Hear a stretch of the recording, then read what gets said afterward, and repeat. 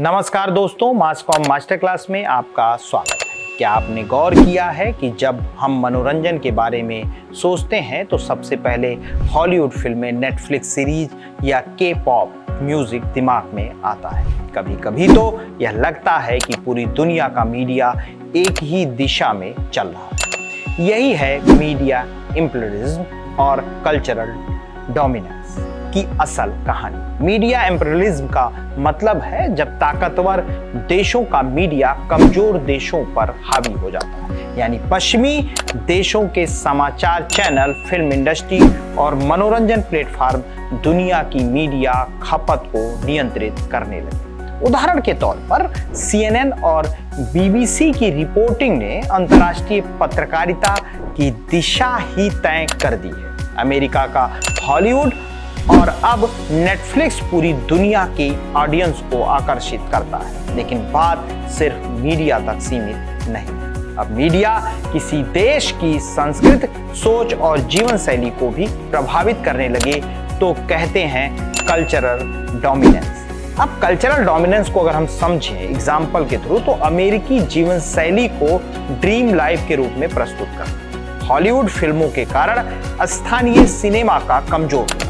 के पॉप और Korean drama का असर भारत समेत एशिया में युवाओं की फैशन और म्यूजिक पसंद पर बना। मीडिया इंपीरियलिज्म की जड़ें औपनिवेशिक काल से जुड़ी हैं। तब यूरोपीय देशों ने सिर्फ राजनीतिक नियंत्रण ही नहीं किया बल्कि अपनी भाषा, संस्कृति और समाचारों को भी थोप दिया।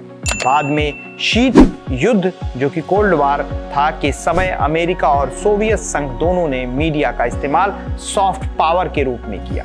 मीडिया इंपीरियलिज्म का पर सबसे बड़ी आलोचना यह है कि यह विविधता को खत्म कर देता है। स्थानीय भाषाएं, लोक संस्कृति और क्षेत्रीय मीडिया पीछे छूट जाती है।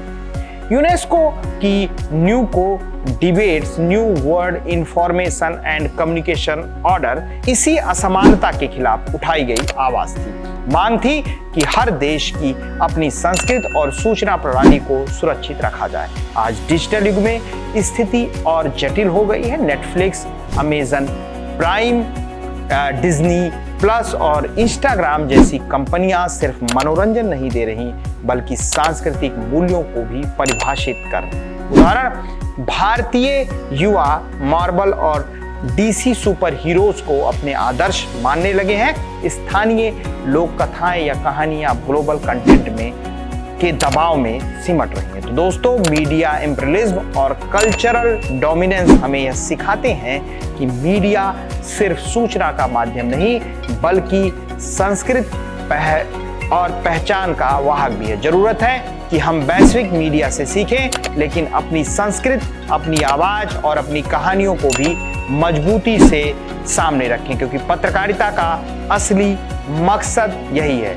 सभी संस्कृतियों को बराबरी का मंच देना। मिलते हैं किसी अगले वीडियो में, तब तक के लिए धन्यवाद। ये सिर्फ एक YouTube चैनल नहीं है बल्कि एक ऐसा मंच है जो ना केवल ज्ञान बांटता है बल्कि हमारे समाज में बड़ा बदलाव लाने की कोशिश भी करता है। क्या आप जानते हैं कि जब भी आप इस चैनल का वीडियो देखते हैं, उसे लाइक करते हैं, शेयर करते हैं या सब्सक्राइब करते हैं तो आप गरीब बच्चों की शिक्षा में मदद करते हैं। अरविंद फाउंडेशन का सपना है कि हर बच्चा स्कूल जाए। जब आप इस चैनल का समर्थन करते हैं तो आप केवल एक वीडियो नहीं देख रहे हैं बल्कि एक बच्चे का सपना पूरा करने में मदद कर रहे हैं। मासकॉम मास्टर क्लास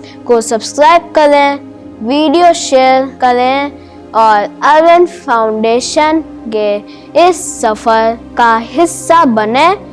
आपके छोटे छोटे कदम बच्चों को के भविष्य को उज्जवल बना सकते हैं।